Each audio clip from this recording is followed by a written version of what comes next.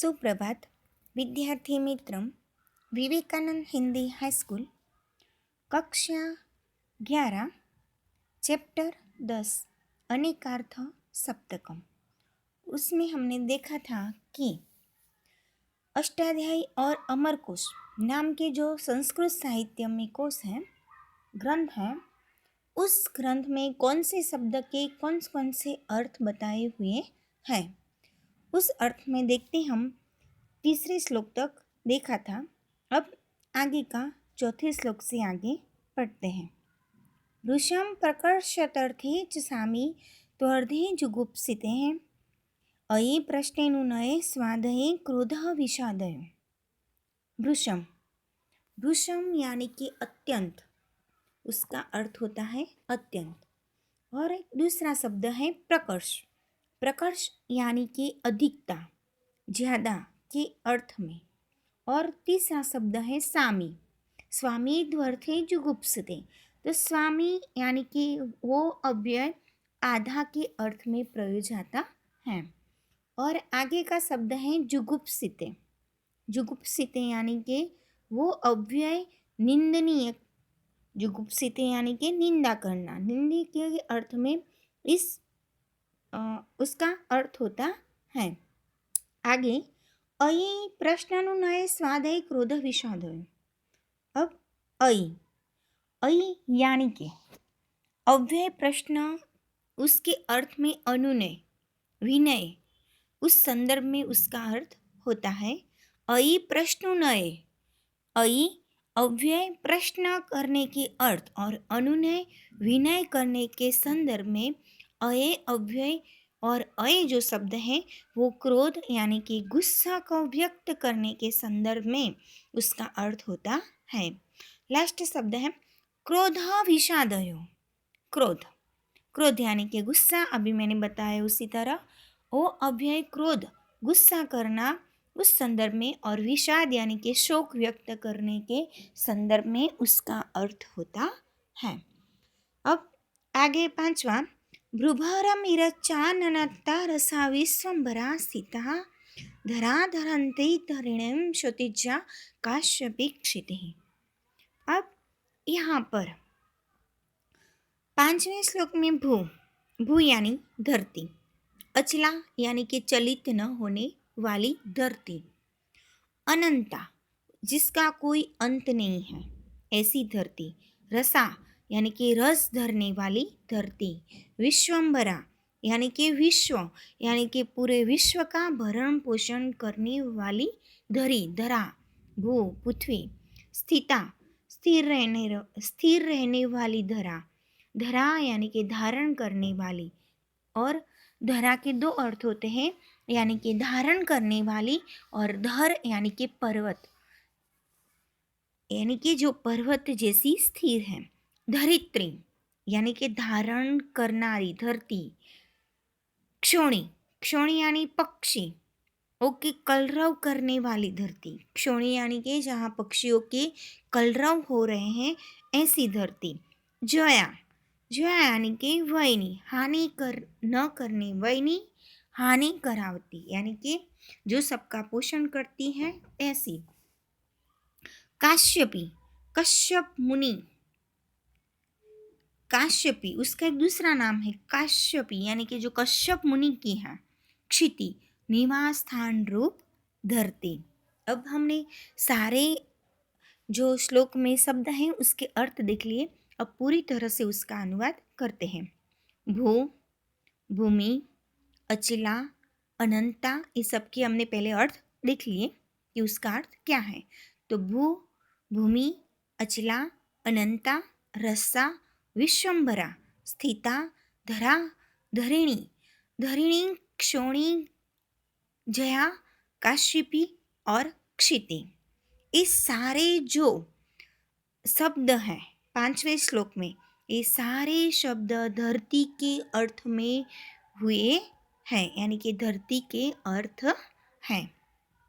अब देखते हैं आगे छठा श्लोक।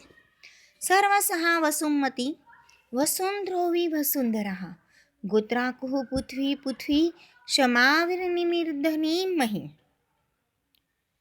सर्वसहा, सर्वसहा, स्वसुमति, वसुंधा। अब सर्वसा यानी कि सर्वसहा का अर्थ होता है सब कुछ सहन करने वाली। वसुमति यानी कि ऐश्वर्य से जो युक्त है ऐसी धरती, सब सहन करने वाली धरती। वसुधा धन ऐश्वर्य को धारण करने वाली धरती। उर्वी, उर्वी यानी कि विस्तार धराने वाली, जो बहुत बड़ा विस्तार धराती है ऐसी धरती। वसुंधरा धन ऐश्वर्य को धारण करने वाली धरती।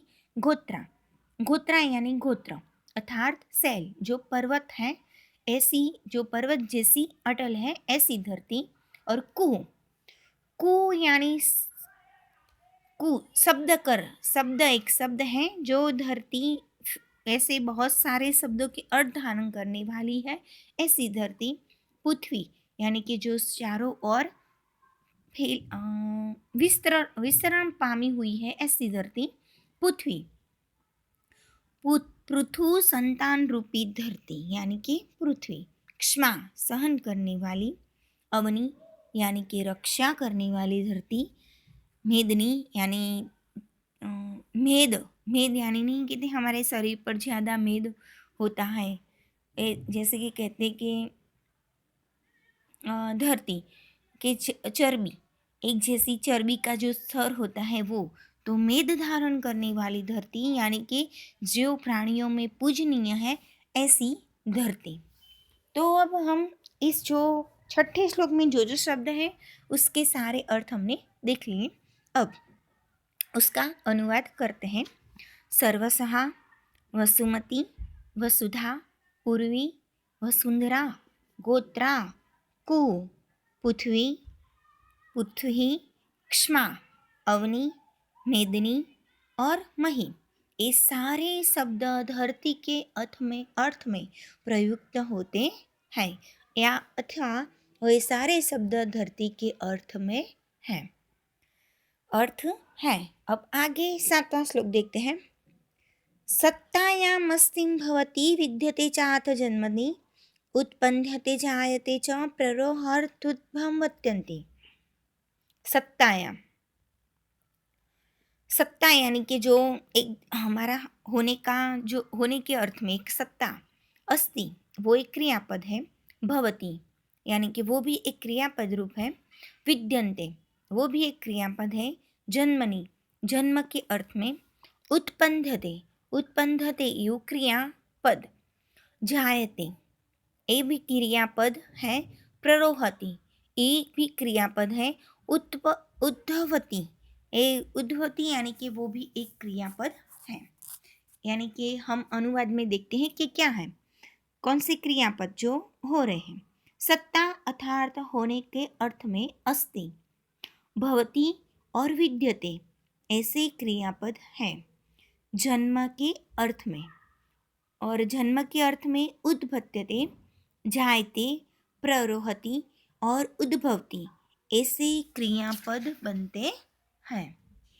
तो सबसे पहले हमने यहाँ पे एक शब्द देखा था कि कह, सबसे पहले एक शब्द है आता है जो हमने तीसरे श्लोक में कह, जो क शब्द देखा था। संस्कृत भाषा में जितने वर्ण हैं सभी किसी न किसी निश्चित अर्थों से जो युक्त है, अर्थात सभी वर्ण अर्थपूर्ण हैं तथा उन अर्थों में जो प्रयुक्त भी होते हैं, तो उन अर्थों के निर्देश करता शब्दकोश भी संस्कृत भाषा में एक विद्यमान ग्रंथ है। यानी कि संस्कृत भाषा में ऐसी कई रचनाएं हैं जिनमें मात्र एक ही वर्ण के उपयोग से संपूर्ण पद्य की रचना की गई है। यानी कि शब्द एक ही होता है और पूरा पद्य लिखा हुआ होता है। जैसे हमने सबसे पहले देखा कह, सबसे पहले श्लोक में कह पूर्ण कर्ण ब्रह्मणि यानी कि ब्रह्मा के अर्थ में। तो संस्कृत भाषा के विशिष्ट में यह भी एक बहुत बड़ी बात है कि एक ही वर्ण में से पूरा पद्य लिखा गया है। तो शब्द कह पुल्लिंग शब्द ब्रह्मा आदि अर्थों में प्रयुक्त होता है और कम नपुंसकलिंग शब्द सुख आदि अर्थों में भी प्रयुक्त होता है। यानी एक ही पद के अनेक अर्थ होते हैं। तो अब हम यहाँ पर हमारा 10वां चैप्टर पूरा होता है। अब आगे का चैप्टर देखेंगे, तब तक अस्तु।